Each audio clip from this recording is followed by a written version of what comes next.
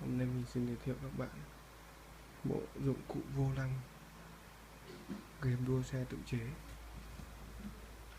Như các bạn đã thấy trước mắt các bạn là một bộ dụng cụ vô lăng game tự chế của mình. Mình được quay sang trái, sau đó quay sang phải. Ưu điểm của cái vô lăng này nó là có thể quay được 900 độ, tương đương với 2,5 vòng, rất giống với ô tô thật ngoài đời. Nhược điểm là nó do nó tự chế nên là chưa chắc chắn. Ví dụ như cái vô lăng này vẫn chưa được chắc chắn. Sau đây mình đua thử cho các bạn một vòng.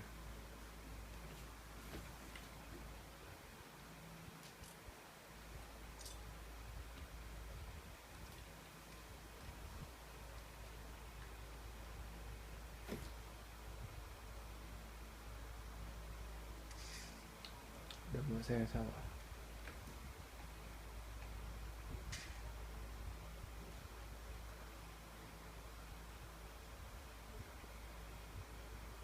Cảm giác không lái rất chắc chắn, rất giống xe của người ta.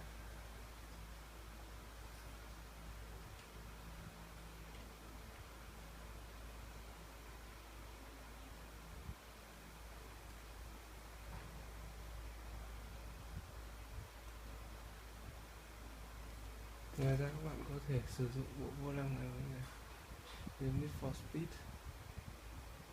Đây mình đang chơi game Car Driving City, tức là cái game tập lái ô tô.